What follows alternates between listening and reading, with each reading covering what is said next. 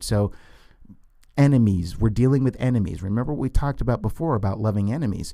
Here, we in the story that Jesus is telling, we're dealing with two people, the half-dead man on the road and the Samaritan, who in real life at that time would be considered bitter enemies. And it's the Samaritan that has compassion for this Jewish person who is lying there on the ground, half dead.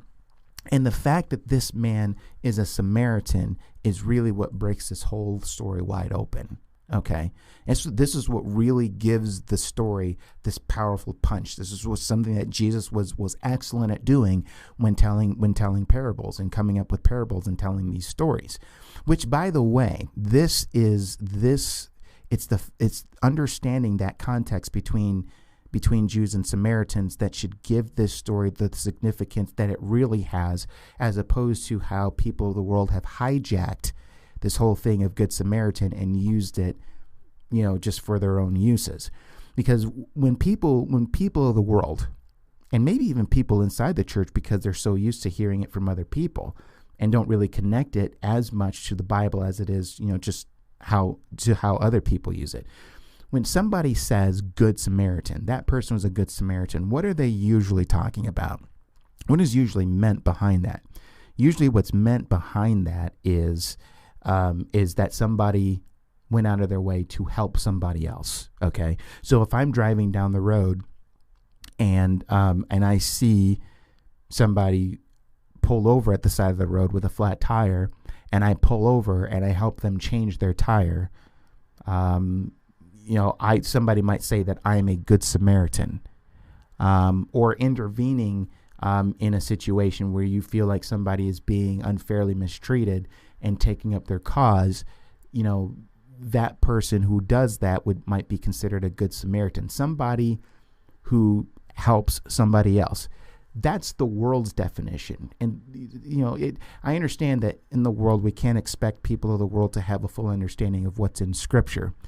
I understand that. At the same time, it's kind of annoying when people have taken something from Scripture and they're using it, in their, in the way that, in any old way that they want to, and really sucking the valuable meaning out of that term, to the point where they're saying a Good Samaritan is just somebody who helps somebody else, is really what it amounts to.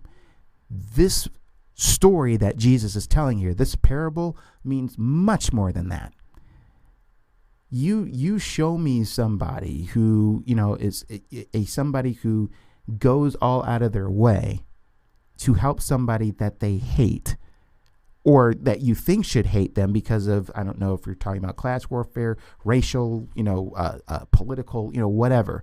Two people who we look at them and we think they should hate each other, and then one showing compassion on another because of their need, and then them helping them. And not just helping them, mind you, as I've mentioned before, going all out of their way to make sure that person's need is met. That is more in line with what Jesus is talking about as far as Good Samaritanship than kind of the useless and pathetic things that are just kind of thrown out there today. Oh, there's the Good Samaritan. I hear a lot of it. Like, I don't know if you've ever seen the television program What Would You Do? Not the Nickelodeon show that was for kids like way back in the 90s, but right now, I think it's still airing right now. And the whole premise behind it is that they have this they have hidden cameras, and they have actors who act out some certain situation, and then like they have people who observe like in a back room, and so they say what would these people do, how would they react in this situation or this situation, would they help out this person, or and that sort of thing. And so after the whole thing is over, you have John Quinones, the host, come out and they say, that was really good you did. Why did you do that? Well, I thought it was important to help, And in the narration, I noticed that the term Good Samaritan is used a lot. We thought we would come out and talk to this Good Samaritan. That's not a Good Samaritan. Now, they give him a pat on the back for helping somebody out in need, but to assign Good Samaritan to that is devaluing the true meaning of what Jesus is talking about here. Okay, what you see on shows like What Would You Do is not Good Samaritanship.